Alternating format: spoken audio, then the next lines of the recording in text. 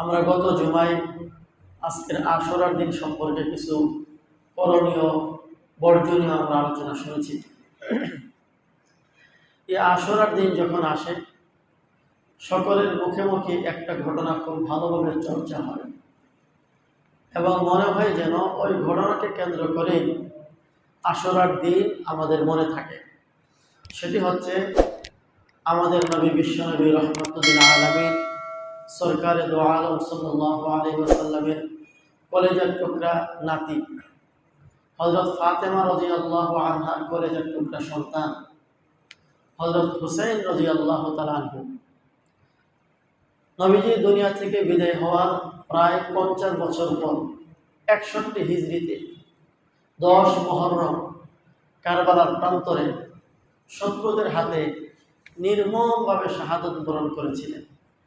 এই 10 তারিখ মুহররমে এই ঘটনাটা আমাদের হৃদয়ে রক্তক্ষরণ করে। প্রতিটি মুমিন মাত্রই যারা আল্লাহ বিশ্বাস করি, রসুলকে ভালোবাসি, সেই রসুলকে ভালোবাসার খাতিরে নবীজির নাতি কলিজার টুকরা নাতি হযরত হুসাইন রাদিয়াল্লাহু আনহুকেও আমরা ভালোবাসি। দুনিয়াতে এমন কোনো মুসলিম আমার জানার মতে নাই যে হযরত হুসাইনকে ভালোবাসে না, মহব্বত করে না। তবে হ্যাঁ, ভালোবাসা বা মহব্বতের পদ্ধতি ভিন্ন হতে পারে। ভালোবাসে না এমন কোনো মুসলিম পৃথিবীতে নাই। কেউ যদি হযরত হোসেনকে ভালো না বাসে, সে নিজেকে মুসলিম দাবি করতে পারে, সে মুসলিমের কাতারের মধ্যে থাকবে না। এই ঘটনাটা 10ই মুহররম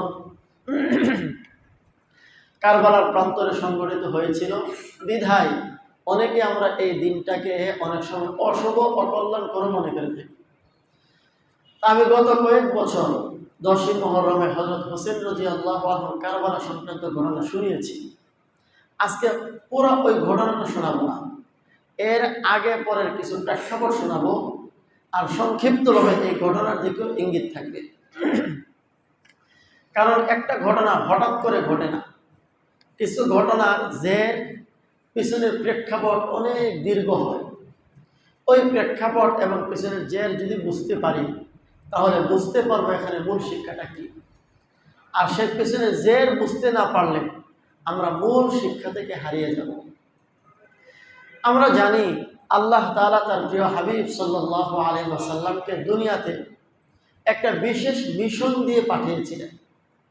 শুধুমাত্র মুসলিম নামক একটা জাতি গোষ্ঠী দুনিয়াতে তৈরি হবে, নামাজ পড়বে, রোজা রাখবে, আল্লাহ বিল্লাহ করবে, শুধুমাত্র এতটুকুর জন্য নয় যে একদল মানুষ মুসলিম তৈরি হবে, এরা নামাজ রোজা করবে, আল্লাহ বিল্লাহ করবে, এমন একটা জাতি একটা গোষ্ঠী পৃথিবীতে তৈরি হোক, এই জন্য আল্লাহ তার নবীকে পাঠান নাই।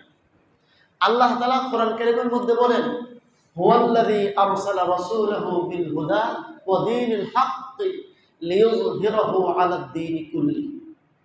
আল্লাহ তাআলা তার রাসূলকে সত্য ধর্ম দিয়ে পাঠিয়েছেন, হেদায়েতের বার্তা দিয়ে পাঠিয়েছেন। কেন?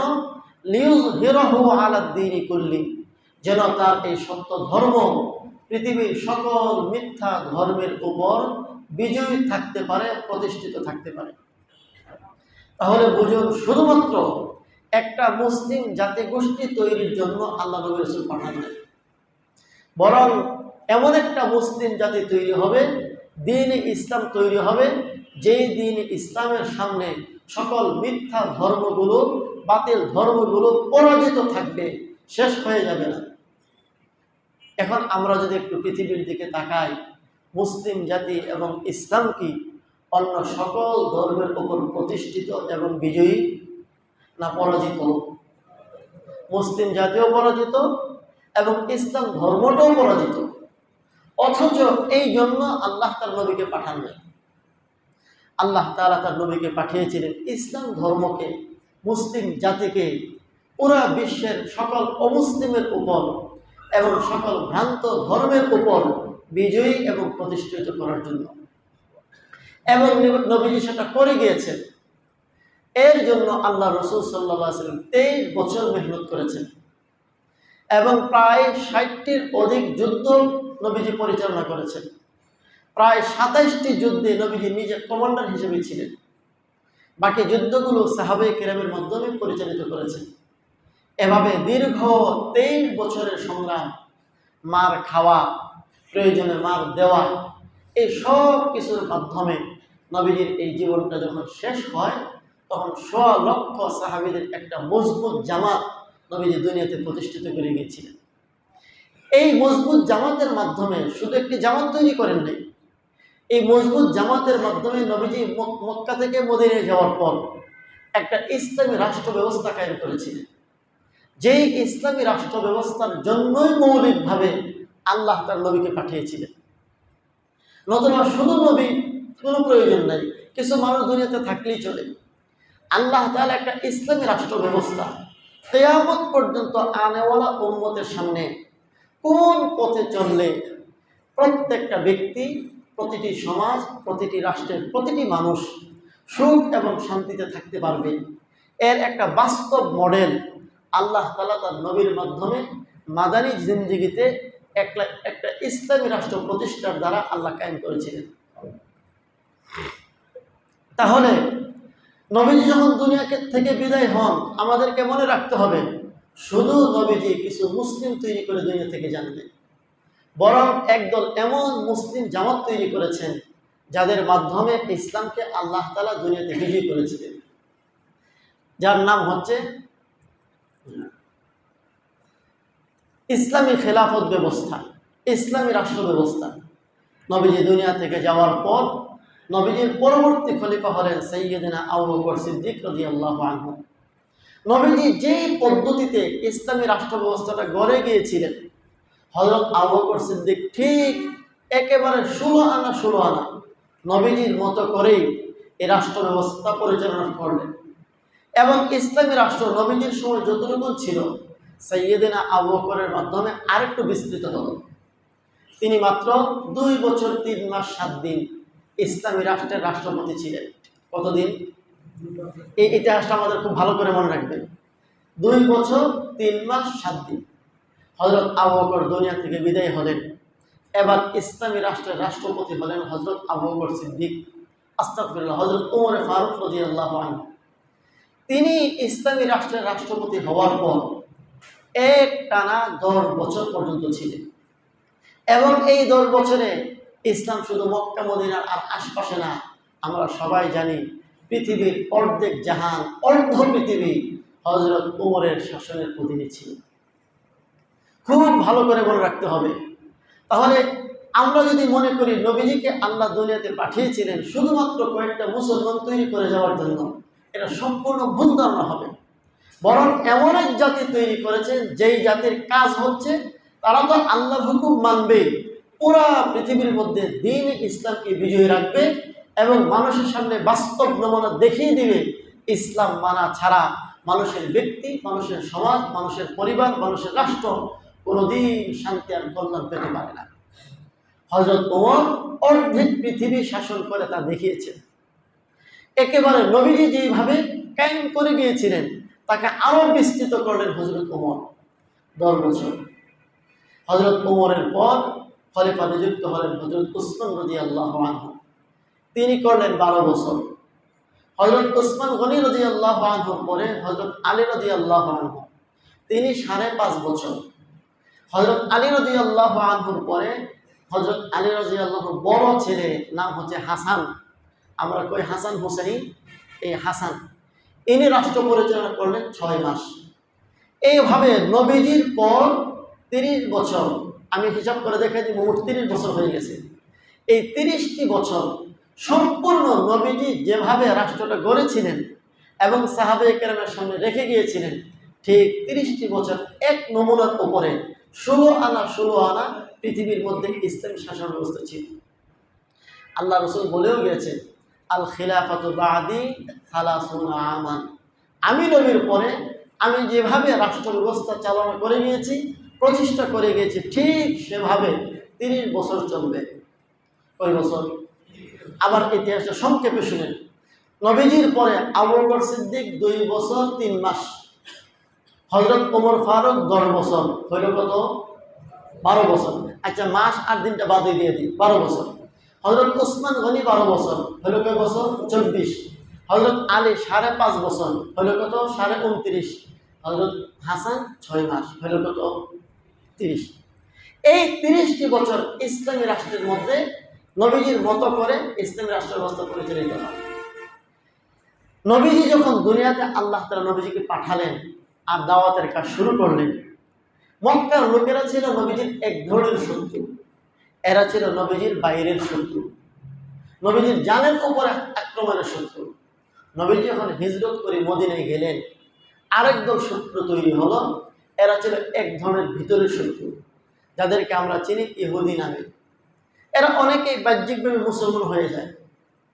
এই ইহুদিরা অনেক সময় নবীজির সাথে বাহ্যিকভাবে খুব ভালো ব্যবহার করলেও এরা প্রতি মুহূর্তে মুহূর্তে নবীজিকে দুনিয়া থেকে শেষ করে দেওয়ার ষড়যন্ত্র করত।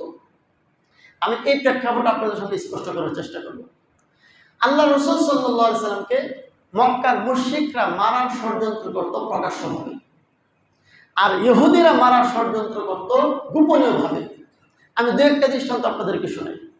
একবার আল্লাহ রাসূল সাল্লাল্লাহু আলাইহি সাল্লাম, দেখুন, ইহুদিদের সাথে নবীজির সরাসরি যুদ্ধ কম হয়েছে, আর মক্কার কাফেরদের সাথে সরাসরি যুদ্ধ বেশি হয়েছে। নবীজি খাইবরের যুদ্ধ শেষ করে মক্কার মদিনার দিকে ফিরতেছেন। পথিমধ্যে এক মহিলা, তার নাম জয়নব, নামটা মুসলমান না খ্রিস্টান? জয়নব নাম, নবীজিকে দাওয়াত করছে। ভাবখানা এমন যে সে মুসলমান। দাওয়াত করে নিয়ে নবীজির সাথে আরো সাহাবী ছিলেন, 20 মাখানো বকরির গোশত নবীজিকে খেতে দিয়েছেন। আল্লাহ রাসূল এক লুকমা খেয়ে ফিরেছেন। পরবর্তী লুকমা থেকে আওয়াজ আসছে, ইয়া রাসূলুল্লাহ, আমাকে খাবেন না? আমার মধ্যে 20 মাখানো আছে। ইতিমধ্যে আরেক সাহাবী খেয়ে ফেলেছেন, তিনি মৃত্যুবরণ করেছেন, শাহাদাত বরণ করেছেন। ইহুদি মহিলা বাটপার, সে বলল, আমি এই জন্য আপনাকে 20 মাখানো বকরি পেশ করলাম। আপনি সত্যিকারের নবী হলে এই বিষ আপনার ক্ষতি করবে না, আর মিথ্যা নবী হলে এই বিষের কারণে আপনি মারা যাবেন। আপনি মরলেও আপনার লাভ, আর বাঁচলে আমার লাভ, দুই দিক দিয়ে সুবিধা। অর্থাৎ নবীজিকে মারার ষড়যন্ত্র করছে ইহুদি মহিলা। নবীজি জীবনের প্রায় শেষ দিকে এসে ইহুদিরা নবীজিকে জাদু করেছিল। আপনারা হয়তো অনেকেই জানেন ঘটনা। ইহুদিরা নবীজিকে জাদু করেছিল। একাধারে প্রায় 40-50 দিন পর্যন্ত এই জাদুর প্রভাব নবীজির মধ্যে ছিল। প্রভাবটা কেমন ছিল? নবীজি মনে করতেন যে আমি মনে হয় কাজটা করে ফেলেছি, আসলে করেন নাই। অথবা নবীজি মনে করতেন কাজটা আমি করি নাই, আসলে করে ফেলেছে। ব্রেনে কাজ করতো না। এটা ছিল জাদুর প্রভাব। এভাবে নবীজি খুব মানসিকভাবে পেরেশান ছিলেন, অস্থির পেরেশান। প্রায় 40-50 দিন পর হযরত জিবরিল আলাইহিস সালাতু ওয়াস সালাম 2খানা সূরা নিয়ে নবীজির কাছে অবতীর্ণ হলেন। সূরাতুল ফালাক, সূরাতুন নাস। এই ফালাক আর নাসের মধ্যে 11টা আয়াত আছে। এক সূরায় 5টি, আর এক সূরায় 6টি, মোট 11টি আয়াত আছে। এবং এই সূরার মধ্যে আল্লাহ তার নবীকে জানিয়ে দিয়েছেন যে লাবিদ বিন আ'সাম একজন ইহুদি এবং তার ইহুদি কন্যারা মিলে আপনাকে জাদু করেছে। এবং জাদুটা কিভাবে করেছে সেটাও নবীজিকে জানানো হলো। বীরে জারওয়ান নামক একটা কুয়া, ওই কূপের মধ্যে জাদুর যে সমস্ত জিনিসপত্রগুলো সেগুলো আছে। সেটা কিভাবে? নবীজির খেদমত করতেন এক ইহুদি। খেদমত করতে বলতে খেদমতের ভান করতো আর কি। সুযোগ পেয়ে নবীজির মাথার কিছু চুল এবং জুতার কিছু দাড়ি মুবারক নিয়ে গেল। ওই চুল এবং দাড়িকে কেন্দ্র করে তারা বিভিন্ন মন্ত্রের মাধ্যমে তারা জাদু করল।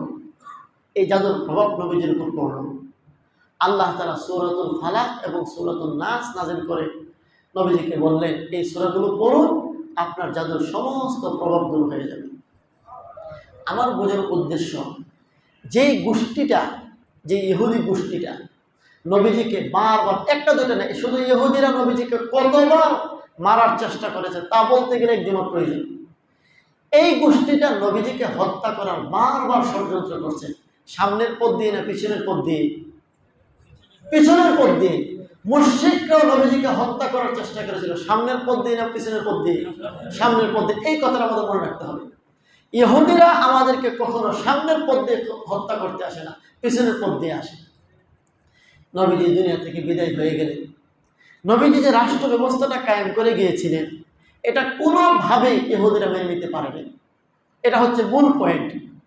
নবীজির পরে হযরত আবু বকর সিদ্দিক খলিফা হলো।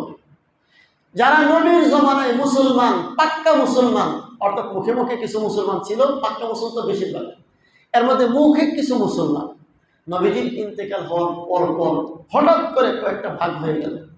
একদল বলল আমরা মুহাম্মদের জন্য যাকাত দিতাম, দান করতাম, এই করতাম, মুহাম্মদ যেহেতু নাই আমরাও নাই। বলুন তো, যারা প্রকৃত অর্থে মুহাম্মদের জন্য যাকাত দিত, দান করত, এর কি মুসলমান ছিল? এটা ষড়যন্ত্রের একটা অংশ। হযরত আবু বকর সিদ্দিক খুব নরম মানুষ। যখন কয়েকটা দলে বিভক্ত হয়ে গেল মুসলিম জাতিসত্তা, মূল উদ্দেশ্য হচ্ছে মুসলিমদের মধ্যে ফাটল আর বিভাজন করে দিতে পারলেই মুসলমানদের সমস্ত ক্ষমতা শেষ। এই কৌশলে তারা কয়েক দলে বিভক্ত হয়ে এক এক দল এক এক রকমের স্লোগান দেওয়া শুরু করল। হযরত আবু বকর সিদ্দিক এই নরম মানুষটা এত শক্ত হলেন, উনি বললেন অর্থাৎ একটা গোষ্ঠী এমন ছিল, তারা বলল আমরা নামাজ পড়ব, যাকাত দিব, সব কিছু করব, যাকাতটা আবু বকরের হাতে দিব না। আরেক দলে বলল মুহাম্মদ যেহেতু চলে গেছে, আমরা আরেক নবীর অনুসারী হয়ে গেলাম। বিভিন্ন গ্রুপ। হযরত আবু বকর সিদ্দিক পাক্কা মুমিন যারা, তাদেরকে ঘোষণা করলেন যে যত দল বিরোধী হবে, আমার রক্তের এক ফোঁটা বাকি থাকতে তাদেরকে ছাড় দেওয়া হবে না, আমি তাদের বিরুদ্ধে জিহাদ ঘোষণা করব। হযরত আবু বকরের ভাব ছিল তারা দুর্বল মানুষ, দুর্বলতার সুযোগে ইসলামী রাষ্ট্র ব্যবস্থা ভেঙে দিবে, মুসলমানদের জাতি সত্তাকে খান খান করে ফেলবে, এই ষড়যন্ত্র তারা মেতে উঠেছিল। হযরত আবু বকর সিদ্দিক এত শক্ত হলেন, হযরত আবু বকর সিদ্দিকের সামনে উমর পর্যন্ত নরম হয়ে গেছে। যাই হোক, হযরত আবু বকর সিদ্দিকের শক্ত ভূমিকায় আবার সব ঠিক হয়ে গেল, কেউ আর ষড়যন্ত্র করার সুযোগ পায়নি। হযরত আবু বকর সিদ্দিকের পরে হযরত উমর খলিফা। হযরত উমর শর্ত সবাই জানে। হযরত উমরের জমানায় এই গোষ্ঠীটা, তাদের সর্বশেষ পরিচয় ছিল সাবাই ফিতনা। যারা কিছু ইতিহাস পড়েন, ইসলামের ইতিহাস, তারা অনেকেই জানেন। আব্দুল্লাহ বিন সাবা নামক একজন ব্যক্তি ছিল, সে মৌলিকভাবে ইহুদির সন্তান। সে নিজেকে মুসলিম পরিচয় দিল এবং সে তার অনুসারীদেরকে কয়েক গ্রুপে বিভক্ত করত। এক দলকে বলতো তুই আওয়ামী লীগ করবি উদাহরণ হিসেবে, আরেক দলকে বলতো তুই বিএনপি করবি, আরেক দলকে বলতো তুই জামাত ইসলাম করবি, আরেক দলকে বলতো তুই চরমনাই করবি। আমরা সব পরস্পর এক থাকবো, ভিতরে কাজ করবো প্রত্যেকের মধ্যে, যারে যেভাবে বিভ্রান্ত করা যায় আমরা সেভাবে কাজ করবো। এটা ছিল তাদের ষড়যন্ত্রের পয়েন্ট। আমি বর্তমান সময়ের সাথে উদাহরণ দিয়ে শুধু বোঝালাম। আব্দুল্লাহ বিন সাবা, হযরত ওমর খলিফা। হযরত ওমর শক্ত মানুষ, সব ধরনের ষড়যন্ত্র উনি খুব ভালোভাবে বুঝে ফেলেন। কোনো জায়গায় কোনো ষড়যন্ত্র করে হযরত ওমরকে পরাজিত করা সম্ভব হচ্ছে না। সর্বশেষ তারা টার্গেট করলো ওমরকে খুন করে ফেলতে হবে। ওমর চিন্তা করছে, অর্ধেক পৃথিবীর শাসন যার হাতে, তাকে খুন করে ফেলতে হবে। এবার খুন কিভাবে করবে? তাদের একজন ইহুদি গোলাম, তার নাম ছিল আবু লুলু। এক মুসলমান সাহাবী মুগীরা বিন শুবা রাদিয়াল্লাহু আনহু, সাহাবীর ঘরে তিনি গোলাম ছিলেন। দেখুন ষড়যন্ত্র কত রকমের হয়। সাহাবীর ঘরে গোলাম ছিলেন, জাত হচ্ছে কি ইহুদি। হযরত ওমর মসজিদে নববীতে, মসজিদ নবীর জায়গার মধ্যে দাঁড়ায় ফজর নামাজ শুরু করে দিয়েছেন। এমন সময় তখন তো অন্ধকার, এরকম বিদ্যুতের আলো ছিল না। মসজিদের ভিতরে মেহরাবের এক জায়গায় আগ থেকে এই আবু লুলু ঘাপটি মেরে বসা ছিল। যখন হযরত ওমর নামাজে দাঁড়ালেন, আবু লুলু ২০ মাথা খঞ্জর দিয়ে হযরত ওমরের গায়ে নামাজের মধ্যে আঘাত করলেন। হযরত ওমর লুটে পড়লেন। লোকজন ধরাধরি করে বাসায় নিয়ে গেল। হযরত ওমর বললেন তোমরা আগে নামাজ পড়ো, নামাজ শেষ করো। নামাজ শেষ হওয়ার পর হযরত ওমর বললেন যে আমার গায়ে কে আঘাত করেছে? লোকেরা বলল আবু লুলু মুগীরা বিন শুবা রাদিয়াল্লাহু আনহু গোলাম। হযরত ওমর বললেন আলহামদুলিল্লাহ, আমার গায়ে কোনো মুসলিম যে হামলা করেনি। হযরত ওমর আহত হলেন, কয়েকদিন পরে দুনিয়া থেকে বিদায় হলেন। বলুন তো হযরত ওমর কি সাধারণ মৃত্যুবরণ করেছেন না শহীদ মৃত্যু? এই একটা পয়েন্ট আমাদের মনে রাখতে হবে। এই হযরত ওমরের শাহাদতের মাধ্যমে শুরু হলো মুসলমানদের মধ্যে বিভাজনের মূল সূত্রপাত। এরপরে হযরত ওমরের পরে ঐক্যবদ্ধভাবে খলিফা নিযুক্ত হলেন হযরত উসমান গনি রাদিয়াল্লাহু আনহু। ইনি ছিলেন বড় লাজুক এবং বড় নরম মানুষ। আল্লাহ তারা এক এক সাহাবীর মধ্যে এক একটা বৈশিষ্ট্য দান করছে। হযরত ওসমান গনি খলিফা হওয়ার পর ওই ফিতনাটা এবার খুব ভালোভাবে মাথাচাড়া দিল। জায়গায় জায়গায় বিভিন্নভাবে হযরত ওসমানের শাসনগণ যে যেখানে ছিল, একজন রাষ্ট্রপতি সে একা তো দেশ চালায় না, বিভিন্ন জায়গায় তার সরকারি পদে লোক থাকে, বিভিন্ন জায়গায় বিভিন্নভাবে তারা পেরেশানি করতে লাগলো। অবশেষে হযরত ওসমান 12 বছর রাষ্ট্র পরিচালনা করলেন। বিভিন্ন জায়গায় বিভিন্ন ধরনের বিশৃঙ্খলা, ছোটখাটো ঘটনা, এখানে সেখানে দ্বন্দ্ব কলহ লেগেই ছিল। সর্বশেষ হযরত ওসমানকে তারা শহীদ করলো। সেটাও নির্মম ঘটনা। জিলহজ মাসের 18 তারিখ আব্দুল্লাহ বিন সাবা, ওই যে কথাটা বললাম, সে তার বাহিনীদের মধ্য থেকে 13 জনকে নিয়ে হযরত ওসমান রাদিয়াল্লাহু আনহু বাসভবন ঘেরাও করল। এবং মুসলিমরা হযরত হাসান হোসেন সহ যুবকরা হযরত ওসমানের বাসভবন পাহারা দিচ্ছিল। পাহারা তো দেওয়া হয় গেটের দিকে, তারা অপর দিকে গেটের পিছনের দিক থেকে তারা ঢুকলো 13 জন। হযরত ওসমান গনি রাদিয়াল্লাহু আনহু তিনি নামাজে দাঁড়ায় গেলেন, নামাজের মধ্যেই হামলা হলো। এরপরে তিনি কোরআন তেলাওয়াত করছিলেন, এই কোরআন তেলাওয়াতের সামনে তাকে শহীদ করা হলো। এইভাবে 2 জন খলিফা শহীদ। হযরত ওসমান সম্পর্কে আল্লাহ রাসূল বলে গিয়েছিলেন, হে ওসমান, তোমাকে আল্লাহ একটা জামা পরাবেন, জামাটা কেউ ছিনিয়ে নিতে চাইলে তুমি জামাটা এমনিতে খুলে দিও না, তারা নিয়ে নিলে নিয়ে যাক, আর এই জামা খুলে নিতে আসলে তুমি বাধা দিও না। এটা নবীজি বলে গিয়েছেন। হযরত ওসমান বুঝেছিলেন এই জামা মানে হচ্ছে ইসলামের খেলাফত ব্যবস্থার দায়িত্ব ভার আল্লাহ তাআলা আমাকে দিয়েছেন, এবং আমার থেকে ইসলামের শত্রুরা তারা ছিনিয়ে নিতে চাইবে। নবীজি বলেছেন আমি বাধা না দেওয়ার জন্য, তাই তিনি কোনো প্রতিরোধের ব্যবস্থা নিজ থেকে করলেন না। এভাবে হযরত ওসমানকে শহীদ করল। আমরা তো সহজে মনে করছি হযরত ওসমান উনি কে? এই ওসমান রাদিয়াল্লাহু আনহু পাওয়ার কত বেশি ছিল এবং ইসলামের জন্য তার কত বেশি অবদান ছিল।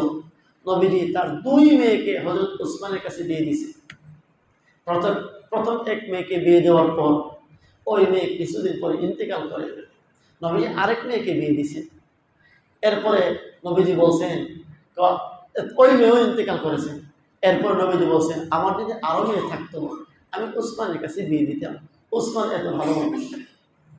নবীজি 10 জন ব্যক্তিকে এক মজলিসে জান্নাতের সুসংবাদ দিয়েছেন। বলছেন তারা যা মনে চায় তা করুক, এরা নিশ্চিত জান্নাতি। এর মধ্যে প্রথম নামটা আবু বকর, দ্বিতীয় নামটা হযরত ওমর, তৃতীয় নামটা হযরত উসমান। কি বুঝলেন? ছোটখাটো মানুষ, অনেক বড় ব্যক্তি শহীদ হয়েছেন। এরপরে খলিফা নিযুক্ত হয়েছেন হযরত আলী রাদিয়াল্লাহু আনহু। এই আলী রাদিয়াল্লাহু আনহুকেও তারা শহীদ করেছে। আলীর পরে খলিফা হলেন হযরত আলীর ছেলে হাসান, হাসানকেও তারা 20 পানে শহীদ করেছে। তাহলে কি বুঝলেন? হযরত আবু বকর সিদ্দিক স্বাভাবিক মৃত্যুবরণ করেছেন, তার রাজত্ব ছিল মাত্র 2 বছর। নবীজিকে যারা খুন করার চেষ্টা করেছিল তারাই হযরত ওমরকে খুন করেছে, তারাই হযরত উসমানকে খুন করেছে, তারাই হযরত আলীকে শহীদ করেছে, তারাই হযরত হাসানকে শহীদ করেছে। এইভাবে হাসান পর্যন্ত যে ব্যক্তিরা ছিলেন তারা যথাযথভাবে জীবন চলে গিয়েছে ঠিক, কিন্তু জীবনের থাকা পর্যন্ত এক মুহূর্তের জন্য নবীজির রেখে যাওয়া ইসলামী শাসন ব্যবস্থার মধ্যে সামান্য পরিমাণ আঘাত আসল এটা তারা হতে দেন নাই। তো সময়ের ব্যবধানে সব মানুষ তো আর একরকমের না। এখন আমরা 1500 বছর পরে আসছি, আমরা কি আর সাহাবীদের মতো হতে পারবো? আবার আজ থেকে 50 বছর পরে দেখবেন এখন যে পরিমাণ ভালো মানুষ আছে, আজ থেকে 50 বছর পরে এর অর্ধেক এমন পাবেন না। এটা নবীজির কথা, হাদিস। আল্লাহ রাসূল বলেছেন খায়রুল কুরুনি করনি, আমার যুগটা হচ্ছে সবচেয়ে উত্তম যুগ, সুন্নাল্লাযীনা ইয়ালুনাহুম, এরপরের যুগটা হবে এক তুলনায় একটু কম, এরপরের যুগটা আরো একটু কম। এভাবে যত সামনের দিকে যাবে ততই খারাপ আসবে। কারণ কিয়ামত যখন কায়েম হবে তখন আর কোনো ভালো মানুষ থাকবেই না, সব শেষ। তাহলে বোঝা গেল যত সময় সামনের দিকে যাবে ভালো মানুষের সংখ্যা বাড়বে না কমবে? কমবে। আমরা যতটুকু ভালো আছি আজ থেকে 50 বছর আগে মানুষ আরো ভালো ছিল, ঈমান আকীদা মজবুত ছিল, বিদ্যা বুদ্ধি হয়তো কম ছিল কিন্তু আমানতদারি তার সততা খুব বেশি ছিল। আজ থেকে 50 বছর পরে এখন যে পরিমাণ আছে সেটাও থাকবে না। যাই হোক, হযরত হাসান শহীদ হলেন, তখন খলিফা নিযুক্ত হলেন হযরত মুআবিয়া রাদিয়াল্লাহু আনহু। তিনিও সাহাবী ছিলেন এবং যথাযথভাবে তিনি ইসলামী রাষ্ট্র পরিচালনা করেছেন একটানা 20 বছর। তার ইন্তেকালের সময় তিনি তার ছেলে ইয়াজিদ, হযরত মুআবিয়া রাদিয়াল্লাহু আনহুর ছেলে কি ইয়াজিদ, ইয়াজিদ খলিফা হওয়ার আগ পর্যন্ত এতটা খারাপ ছিল না। আমরা অনেক সময় দেখি মেম্বার হওয়ার আগ পর্যন্ত, চেয়ারম্যান হওয়ার আগ পর্যন্ত, এমপি হওয়ার আগ পর্যন্ত মাশাআল্লাহ বেশ জনদরদি কাজ করে, রাস্তাঘাট বানিয়ে দেয়, এই করে সেই করে, যেখানে যে কোনো সমস্যা থাকলে দৌড়ায় যায়। আর ব্যক্তিগতভাবে ভালো মানুষ দেখা যায়। যেই ক্ষমতাটা পাইছে, মেম্বার হয়ে গেছে, চেয়ারম্যান হয়ে গেছে, এমপি মন্ত্রী হয়ে গেছে, এখন আর তার দেখা পাওয়া যায় না। এখন এমন কোনো অন্যায় নাই যে অন্যায়ের পেছনে তার কোনো না কোনো ইন্ধন থাকে না, সময়ের ব্যবধানে পাল্টায়া যায়। ঠিক ইয়াজিদের বিষয়টা এমন হয়েছিল অনেকটা। হযরত মুআবিয়া রাদিয়াল্লাহু আনহু সাহাবী, ইয়াজিদের ব্যাপারে সাহাবায়ে কেরামের সাথে তিনি পরামর্শ করলেন যে আমার মৃত্যুর পর কাকে খলিফা বানানো যায়, ইয়াজিদকে বানানো যায় কিনা। অনেক সাহাবী বললেন ইয়াজিদের বাহ্যিক যোগ্যতা তার কম নয়, রাষ্ট্র পরিচালনার জন্য যে যোগ্যতাগুলো থাকার দরকার মোটামুটি সেই যোগ্যতাগুলো আছে। তাছাড়া আপনি হচ্ছেন প্রতিষ্ঠিত খলিফা, আপনারও একটা ক্ষমতা আছে। বড় নেতার সন্তান যদি হয়, ওই বড় নেতার সন্তানের খাতিরে পরবর্তী ব্যক্তিকে সবাই মেনে নেয়। এর যে যোগ্য লোক থাকলেও যেহেতু তিনি বড় ব্যক্তির সন্তান, এই খাতিরে তাকে সবাই সেলুট জানায়। বর্তমান তারেক রহমানকে দেখেন, তার যে সিনিয়র নেতা আমাদের দেশে এই দলের মধ্যে আছে না নাই, তাকে প্রধানমন্ত্রী বানানো হলো, কারণ তিনি বড় মানুষের সন্তান। তো হযরত মুআবিয়া রাদিয়াল্লাহু আনহু পরামর্শ করলেন, তারা পরামর্শ দিলেন আপনার ছেলেকে বানাতে পারেন, যেহেতু আপনার পরবর্তীতে আপনারও একটা ক্ষমতা থাকবে, পাওয়ার থাকবে, বড় মানুষের সন্তান হিসাবে, তার দ্বারা খারাপ নাও হতে পারে। কিন্তু ইয়াজিদ যখন ক্ষমতার মধ্যে আসলো, তার চেহারা পরিবর্তন হয়ে গেল। ওই যে নবীজির রেখে যাওয়া যে আদর্শ, ইসলামী খেলাফত ব্যবস্থা, কোরআন সুন্নাহ মোতাবেক অনুশাসন, এইভাবে রাষ্ট্র পরিচালনা করা, এখন থেকে ইয়াজিদ আস্তে আস্তে সরতে লাগলো এবং মন মতো চালানো শুরু করলো। ইয়াজিদ যখন খলিফার মস্তদে বসে, তখন তৎক্ষণাৎ সবাই কিন্তু ইয়াজিদকে মেনে নেন নাই। অনেকে মেনে নিয়েছেন, অনেকে মেনে নেন নাই। যারা মেনে নেন নাই তাদের মধ্যে একজন ছিলেন হযরত হুসাইন রাদিয়াল্লাহু আনহু। এখন প্রেক্ষাপটটা আশা করি কিছুটা বুঝতে পেরেছে। হযরত হুসাইন রাদিয়াল্লাহু আনহু মেনে নেন নাই। হযরত আব্দুল্লাহ বিন আব্বাস সাহাবী, ইনি মেনে নেন নাই। হযরত আব্দুল্লাহ বিন ওমর সাহাবী, ইনি মেনে নেন নাই। হযরত আব্দুল্লাহ বিন জুবাইর সাহাবী, ইনি মেনে নেন নাই। এরকম আরো অনেক সাহাবী মেনে নেন নাই। তারা ভাবতেছিলেন দেখা যাক পয়েন্টটা কোন দিকে গড়ায়, ভালো হলে ভালো মেনে নিব, আর ভালো না হলে আমরা মানব না, অবস্থা দেখে কোন দিকে যায়। তো এখন ইয়াজিদ ক্ষমতার মস্তদে বসার পর আস্তে আস্তে তার ক্ষমতা পাকাপোক্ত করা শুরু করলো। তখন অনেক সাহাবীরা ভাবলেন যদি তার কাছে বয়াত গ্রহণ না হয়, ফিতনা হবে, রক্তপাত ঝরবে, তাকে মেনে নিই।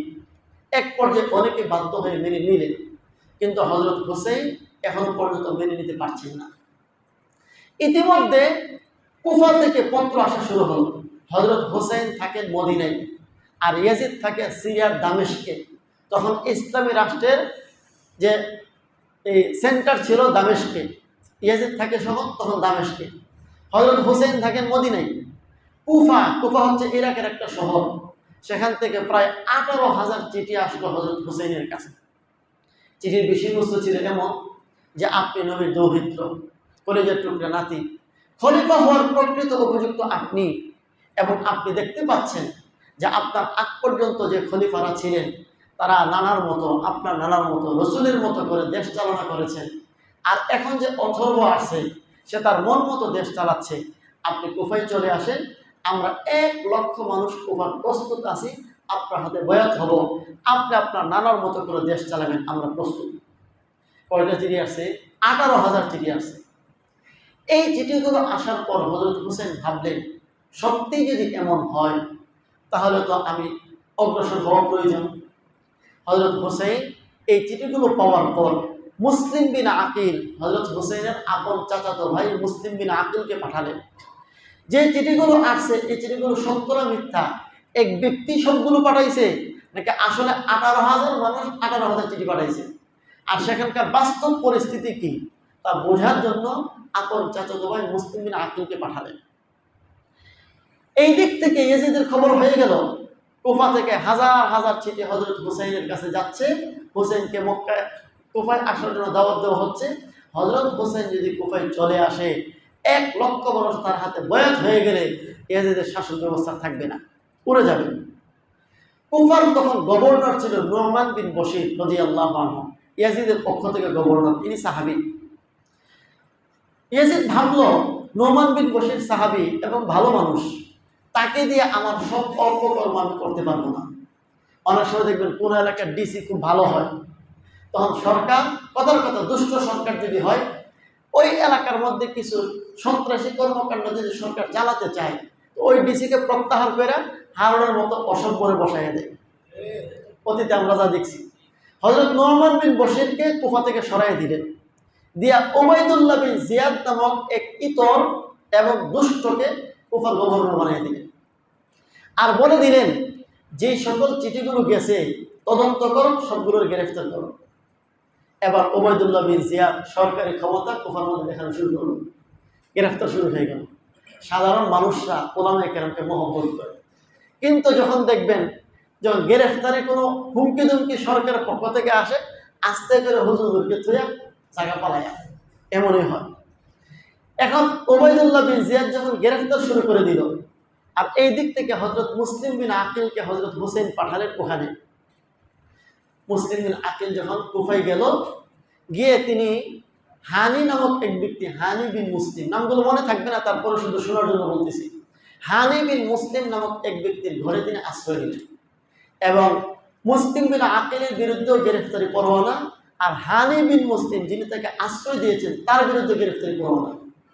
অল্প সময়ের ভিতরে হানি বিন মুসলিমকেও গ্রেফতার করা হলো, এরপরে মুসলিম বিন আকিলকেও গ্রেফতার করা হলো। কিন্তু মুসলিম বিন আকিল ওখানে যাওয়ার পর প্রথম অবস্থাটা ভালোই দেখছিলেন, ভালোই দেখে তিনি সেখান থেকে একটা পত্র পাঠিয়ে দিলেন হুসাইনের কাছে, যে আমি এসে দেখলাম এরা ভালোই আছে, সমস্যা নাই, আপনি আসতে পারেন। কিন্তু এর মধ্যে আবার হালত পাল্টায় গেছে। হালত পাল্টানোর পর হযরত মুসলিম বিন আকিল আর ফিরতি কোনো পত্র লিখতে পারেন নাই, যেই পত্রের দ্বারা হযরত হোসেনকে জানাবেন এখানে পরিস্থিতি ঘোলাটে হয়ে গেছে। হযরত হোসেন চিঠি পাওয়ার পর উনি ৭২ জন পরিবারের শিশু নারী এদেরকে নিয়ে রওনা হলেন কুফার দিকে। খুব বুঝে থাকলে বলেন, হযরত হোসেন কি কুফার দিকে যাচ্ছে ইয়াজিদের বিরুদ্ধে জিহাদ করার জন্য, নাকি ওরা দাওয়াত দিয়েছে, দাওয়াত দেওয়ার কারণে ইসলামী রাষ্ট্র কায়েম করবেন এই আশায় তিনি রওনা হয়েছেন। এই জন্য তার সাথে শিশু আছে, নারী আছে, রওনা হয়ে গেলেন। পরিস্থিতি তো মাঝখানে ঘোলাটে হয়ে গেছে। উবাইদুল্লাহ বিন জিয়াদ তার সেনাবাহিনী সহ হযরত হোসেনকে কুফায় প্রবেশে বাধা দিল। কারবালার প্রান্তরে ফুরাত নদীর তীরে হযরত হোসেন ৭২ জন সহ উপস্থিত। যখন হযরত হোসেন বুঝলেন যে আমাকে আর সামনে যেতে দিচ্ছে না, হযরত হোসেন তখন ৩টা প্রস্তাব দিলেন উবাইদুল্লাহ বিন জিয়াদের সামনে। এক প্রস্তাব, তোমরা তো ইয়াজিদের হুকুমে এখানে আসছো, সুতরাং তোমরা এক কাজ করো, আমাকে ইয়াজিদের কাছে পৌঁছাও, তার সাথে আমার বোঝাপড়া আছে। এই প্রস্তাব যদি না মানো, দ্বিতীয়ত আমাকে মদিনায় ফেরত যেতে দাও। ৩ নম্বর, যদি তাও না মানো, আমাকে কোনো সীমান্ত এলাকায় চলে যেতে দাও, আমি সাধারণ মুসলিমদের মতো বসবাস করব, আর কাফেরদের সাথে প্রয়োজনে যুদ্ধ করব। এই ৩ প্রস্তাবের এক প্রস্তাবও এই পাষণ্ডরা মানতে রাজি না।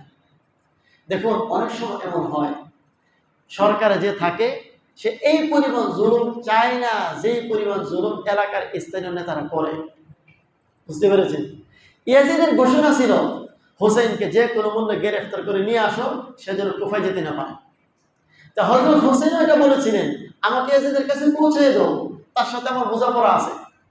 কিন্তু উবাইদুল্লাহ বিন জিয়াদ চিন্তা করলো যে ইয়াজিদের সুদৃষ্টি পাইতে চাইলে, করুণা পাইতে চাইলে, ভাগ বড়টা পাইতে চাইলে ইয়াজিদের হুসেনকে শেষ করে এরপরে ইয়াজিদের খবর দিব, তিনি বেশি করে খুশি দিব।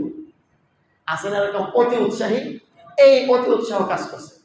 উবাইদুল্লাহ বিন জিয়াদ বলল, তোমাকে কোনোটাই করতে দেওয়া হবে না। উবাইদুল্লাহ বিন জিয়াদের নেতৃত্বে সাআদ বিন উমর নামক একজন ব্যক্তি, সাআদ বিন উমর এমন একজন ব্যক্তি, সে একটা গ্রুপ নিয়ে হযরত হোসেনের বিরুদ্ধে অস্ত্র নিয়ে দাঁড়িয়ে গেল। হযরত হোসেন দেখলেন যুদ্ধ করা ছাড়া কোনো উপায় নেই, এবার শুরু হলো যুদ্ধ। একদিকে সশস্ত্র সরকারি বাহিনী, আরেকদিকে হযরত হোসেন, তিনি তো যুদ্ধ করার জন্য যানও নাই, সাথে শিশু, নারী, অসহায় অবলা কয়েকদিন প্রাণী, কিসের যুদ্ধ হবে? এরপরও সাধ্য মতো যুদ্ধ চালায় গেলেন। হযরত হোসেনের সাথে যারা ছিলেন একে একে সব শহীদ হয়ে গেলেন।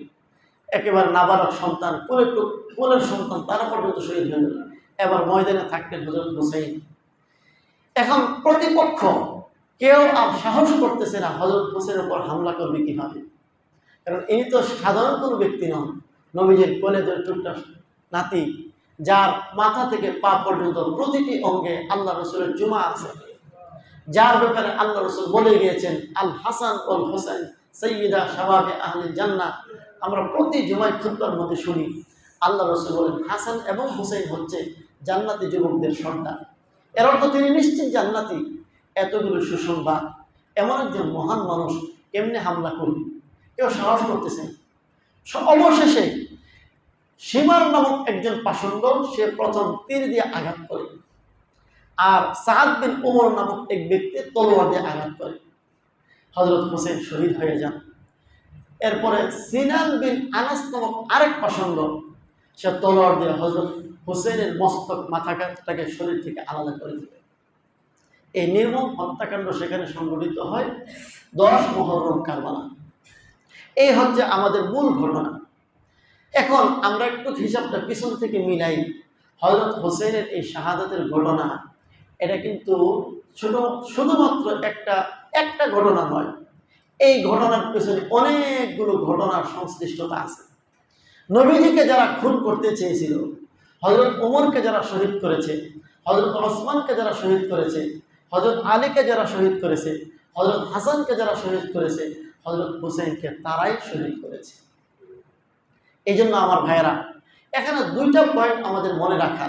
প্রথম পয়েন্ট হচ্ছে হযরত হোসেন রাদিয়াল্লাহু আনহু ইয়াজিদের বিরুদ্ধে যে বাহিনীটা পরিচালনা করেছিলেন, তিনি যে শাহাদত বরণ করেছিলেন, এই শাহাদতের মধ্যে হযরত হোসেনের সাথে ইয়াজিদের দ্বন্দ্বটা কোন জায়গায় ছিল, আর এই দ্বন্দ্বর কারণে আমাদের কি শিক্ষাটা গ্রহণ করা প্রয়োজন। ইয়াজিদের সাথে দ্বন্দ্বটা এখানেই ছিল, ইয়াজিদ রাষ্ট্র পরিচালনা শুরু করেছে তার মন মতো। এর আগ পর্যন্ত রাষ্ট্র পরিচিত হয়েছিল আল্লাহর হুকুম আর বিধান মতো। হযরত হোসেন চেয়েছিলেন আল্লাহর হুকুম আর বিধান মতো এই রাষ্ট্র পরিচালিত হোক। বর্তমান সময়ে আমরা যদি প্রশ্ন করা হয় তুমি ইয়াজিদকে ভালোবাসো না হোসেনকে ভালোবাসো, ও সি সি সি সি বললেন কি হুজুর, ইয়াজিদের উপর লানত হোক, অভিশপ্ত, আল্লাহ রসুলের কলিজার টুকরা সন্তানকে সে খুন করছে। যদি ইয়াজিদ ডাইরেক্ট খুন করে নাই, সে তার বাহিনী দ্বারা খুন করাইছে, দোষী নিঃসন্দেহে। কিন্তু একটু নিজেকে প্রশ্ন করি, এই 1500 বছর সময় পার হওয়ার পর আমরা কি হোসেনকে সাহায্য করি না যুগে যুগে নব্য ইয়াজিদদেরকে সাহায্য করে যাচ্ছি? এই প্রশ্নটা আমাদেরকে করার প্রয়োজন। যারা আল্লাহর জমিনে আল্লাহর দ্বীন কায়েমের জন্য চেষ্টা করে, যারা চায় এখানে খেলাফত ব্যবস্থা থাকুক, আল্লাহর জমিন, আল্লাহর আসমান সব কিছু আল্লাহর, আইনা চলবে আল্লাহ, আমরা কিন্তু তাদের পক্ষে থাকি না। আমরা থাকি কাদের পক্ষে? যারা নতুন নতুন ইয়াজিদ তৈরি হচ্ছে তাদের পক্ষে। তাহলে প্রতি 10 মুহররম যদি আমরা হাই হাসান হাই হোসেন করি, একদল আছে করে, আছে যারা করে। হযরত হোসেন আদর্শের সাথে যাদের সামান্যতম কোনো সম্পর্ক নাই, ঠিক আছে, শুধু হাই হাসান আর হাই হোসেন বললে এই হক আদায় হবে। এই জন্য আমার ভাইয়েরা, প্রথম আমরা সিদ্ধান্ত নিব এবং প্রতিশ্রুতি গ্রহণ করব দিল থেকে যে আমরা চাই আল্লাহর এই জমিন আল্লাহর আইন দিয়ে পরিচালিত হোক, এছাড়া শান্তি হবে না। আজকে হঠাৎ করে পত্রিকা দেখলাম, আমার দেশ পত্রিকা, আজকে আমি তো এত সব খবর জানি না, আজকে নাকি আন্তর্জাতিক মাদক নির্মূল দিবস। আপনারা জানেন না? কেউ আপনারা জানেন না? আমিও জানতাম না। আজকে হঠাৎ পত্রিকা খুললাম, আজকে নাকি কি আন্তর্জাতিক মাদক নির্মূল দিবস। এবং এই মাদক নির্মূলের জন্য নাকি ডিএনসি একটা সংগঠন আছে, এরা মাদক নির্মূলে কাজ করতেছে। আমি আপনাদেরকে জিজ্ঞাসা করি, এই দেশে কি মাদক ব্যবহারের বৈধতা আছে? কে কয় না? নরসিংদীতে গিয়া দেখেন লাইসেন্স নিয়ে দোকান খুলে বলিয়েছে না, কেটা কয় আছে না নাই? প্রতি জেলায় জেলায় আছে। সরকারিভাবে অনুমোদন দেওয়া আছে, লাইসেন্স দেওয়া আছে। যদি লাইসেন্স দেওয়া থাকে মাদকের সরকারিভাবে, এই সরকার দিয়েছে, আগের সরকার দিয়েছে, আগের সরকার দিয়েছে, তাহলে আবার এই দিক দিয়ে বলতেছে নির্মূল করতে হবে। এটা এক মুখে দুই কথা কিনা? দ্বিমুখী কথা না? তাহলে মাদক নির্মূলের ফর্মুলা একটাই, যারা মাদক সেবন করবে, আল্লাহ রসুলের জমানে আইন করা ছিল মাদক সেবীদের শাস্তি কি হবে, সেই শাস্তি বাস্তবায়ন করেন, মাদক দূর হয়ে যাবে। মাদক যারা চালান করবে, সমাজের মধ্যে সরবরাহ করবে, আজকে আমরা দেখতে পাই এরা হচ্ছে সমাজের নেতা। একদিক থেকে তারা মিটিং করে, মিছিল করে, সব কিছু করে। আমরা তো সবাইকে চিনিও না, জানিও না, যারা আমার কানে খবর দেয় সেই হিসেবে বলি এরাই নাকি মাদক পরিচালনা করে, সমাজের মধ্যে বিতরণ করে। আশ্চর্য যেমন। তাহলে এর অর্থ হচ্ছে প্রকৃত শাসন ব্যবস্থা যখন আল্লাহর জমিনে কায়েম না হবে, কোনো অপরাধ দূর হবে না, কোনো অপরাধ দমন হবে না। উপরে ভাষা চলছে। বিশ্বের মধ্যে সবচেয়ে বেশি মাদক উৎপাদন হতো আফগানিস্তানে, আফিম চাষ হতো। সেই আমেরিকার পুতুল সরকার যখন ছিল, তালেবান সরকারের আগে পুতুল সরকার, তারা দীর্ঘ 20-21টি বছর তালেবানদেরকে মারছে। তারা প্রতি বছরে আমাদের বাংলাদেশের মতন মাদক নির্মূল করতে হবে, মিটিং করো, মিছিল করো, এই করো, সেই করো, প্রতি বছরে এগুলো করে। আর দেশের মধ্যে আফিম চাষ করে। যারা আফিম চাষ করে এদের কাছ থেকে সরকার ট্যাক্স নেই, যারা মাদক বিক্রি করে এদের কাছ থেকে সরকার ট্যাক্স নেই। নিয়ে একদিক থেকে স্লোগান বন্ধ করতে হবে, আরেকদিক থেকে চাষ করার জন্য সরকার লোন দেয়। এইভাবে 20 বছর গেছে। তালেবান সরকার ক্ষমতায় আসার পর, তালেবান সরকার আগে ছিল সন্ত্রাসী, এখন কিন্তু তাদেরকে আব্বা ডাকে, সবাই আমেরিকা আব্বা ডাকে, বাপ ডাকে। তালেবান সরকার প্রথম বছর এসে ঘোষণা দিছে আগামী বছর থেকে আর কেউ আফিম চাষ করতে পারবে না। এখন সেই পশ্চিমা বাবারা শুরু করছে, আফিম চাষ না করলে আফগানিস্তানের তালেবান সরকার অর্থনৈতিকভাবে ভঙ্গুর হয়ে যাবে, এদের দেশে খাওয়ার টাওয়ার কিছু যুক্ত না। তালেবানরা কয়েছে খাইলে খাবো, না খাইলে না খাবো, না খেয়ে মারা যাব, কিন্তু এই আফিম চাষ করতে দেবো না। এরপরে কিছু মানুষ করছে, আমি নিজে দেখছি, ইউটিউবে ভিডিও আছে, তালেবানরা তাদের সরকারি গাড়ি চালায় সমস্ত আফিমগুলো জমির মধ্যে ধ্বংস করে দিছে। এরপর সরকার বলছে যে আমাদের এই দেশে আনার উৎপাদনের জন্য মাটির পর্যাপ্ত উর্বর, আনার। সরকার তখন কৃষকদেরকে টাকা দিছে, আপনারা আনার চাষ করুন। পরের বছর আনার চাষ শুরু হলো। এই পরিমাণ বরকত আল্লাহ দিয়েছে, একবার আমেরিকা কোম্পানি সব গাড়ি লাগাই দিছে, এই আনারের জুস আমাদেরকে দিও। শিফাকোলা বিশ্বের মধ্যে সবচেয়ে উন্নত পানীয় শিফাকোলা। বলেন রিজিকের মালিক কে? বাস একেবারে 100% মাদক নির্মূল হয়ে গেছে। এই জন্য একটাই মাত্র ব্যবস্থা যা আল্লাহ তার নবীর মাধ্যমে প্রতিষ্ঠা করতে চেয়েছেন, 30টি বছর এই পৃথিবীতে প্রতিষ্ঠিত ছিল। এরপরে খণ্ডকালীন সময় কোথাও প্রতিষ্ঠা হয়। বর্তমানে আফগানিস্তানে আছে। এখনো কিছু কিছু মিডিয়া আফগানিস্তানের বিরুদ্ধে অপপ্রচার চালায়। বাস্তবে যারা ওই দেশটা দেখে এসেছে তারা বলেছে ওই দেশের মানুষ কি পরিমাণ সুখ আর শান্তিতে আছে। এই জন্য আমার ভাইরা, আমরা এখান থেকে শিক্ষা নেওয়া প্রয়োজন। যতদিন পর্যন্ত সরাসরি আল্লাহ প্রদত্ত আইনের মাধ্যমে আল্লাহর বান্দারা শাসিত হবে না, ততদিন পর্যন্ত এই পৃথিবীতে শান্তি হবে না। মুহররম 10 তারিখের এটাই শিক্ষা। হযরত হোসেন এই জন্য শহীদ হয়েছিলেন। আল্লাহ তাআলা আমাদের সকলকে বুঝ দান করুন। আমিন।